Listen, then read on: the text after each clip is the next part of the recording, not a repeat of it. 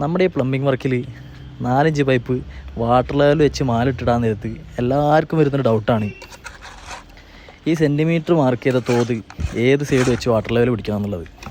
അതെപ്പോഴും എല്ലാവർക്കും കൺഫ്യൂഷനുള്ളൊരു കാര്യമാണ്. സംഭവം അത് സിമ്പിളായിട്ടുള്ളൊരു കാര്യമാണ്, പക്ഷേ എപ്പോൾ പണിയെടുക്കുമ്പോഴും പെട്ടെന്ന് കൺഫ്യൂഷൻ വരുന്നൊരു സംഭവമാണത്.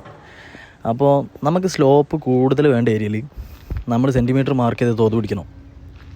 സ്ലോപ്പ് കുറവ് വേണ്ട ഏരിയയിൽ തോതിൽ മാർക്ക് ചെയ്യാത്ത തോത് പിടിച്ചാൽ മതി. അതാണ് നമുക്ക് കറക്റ്റ് സ്ലോപ്പിൻ്റെ പിടിക്കേണ്ട രീതി. അതാണ് അപ്പോഴേ നമുക്ക് കറക്റ്റ് സ്ലോപ്പ് കിട്ടുള്ളൂ. നിങ്ങൾക്ക് ഈ വീഡിയോ നോക്കിയാൽ തന്നെ മനസ്സിലാവും എത്ര സെൻറ്റിമീറ്റർ സ്ലോപ്പ് ഉണ്ട്. അതാണ് കറക്റ്റ് നമ്മൾ പിടിക്കേണ്ട ലെവൽ. അതിനുശേഷം 2 മാലിലേക്കും കൂടി ഒരു നൂല് വലിച്ച് കെട്ടിയിട്ട് നിലം ചെത്തി ലെവലാക്കാണ്ടോന്ന് ആദ്യം നോക്കണം. അതിങ്ങനെ ഉണ്ടെങ്കിൽ ആദ്യം നിലം ചെത്തി ലെവലാക്കിയതിന് ശേഷം അതിൻ്റെ ഇടയ്ക്ക് ഓരോ മീറ്ററിൽ മാലിട്ട് കൊടുത്ത സംഭവം ഫിനിഷായി.